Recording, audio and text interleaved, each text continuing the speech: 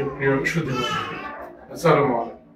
কথা বলছি অধ্যাপক ডাক্তার মোহাম্মদ জামাল আহমেদ হাসান, জেলা ল্যাপারোস্কোপি ও লেজার প্রক্টোলজি সেন্টার। বর্তমানে কর্মরত আছি ইন্ডিয়ান মেডিকেল কলেজ হাসপাতালে। আজ আমি কথা বলবো ফিস্টুলা কেন হয়, বিশেষ করে বায়ুপথের পাশে যে ফিস্টুলা সে ব্যাপারে। ফিস্টুলা কি আগে আমরা জেনে নিই।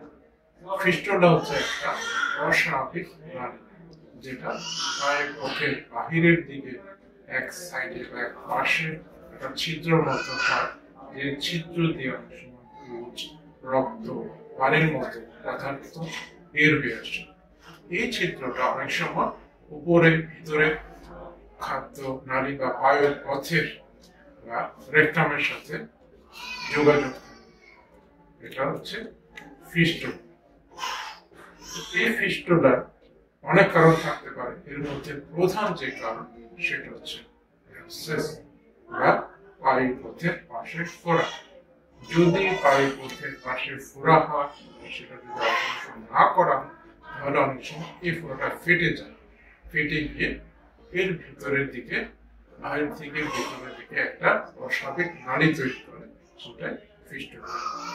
এছাড়া যদি কোনো রোগীর ইনফ্লামেটরি বাউল ডিজিজ, একটা অসুখ বা রোগ এই কারণে হতে পারে। সেই রোগ দুটো হচ্ছে কমাস ডিজিজ, আলসারেটিভ কোলাইটিস, এগুলো অনেক সময় ফিস্টুলা তৈরি করে। এছাড়া বায়ুপথের ক্যান্সারও কিন্তু অনেক সময় ফিস্টুলা নিয়ে আসতে পারে, ফিস্টুলার লক্ষণ নিয়ে আসতে পারে। কিন্তু প্রধান যে কারণ যার জন্য ফিস্টুলা, সেটা হচ্ছে বায়ুপথের পাশে এই ফোড়াটা ফেটে সাধারণত ফিস্টুলা। সবাইকে এতক্ষণ আমার ভিডিও দেখার জন্য অনেক ধন্যবাদ।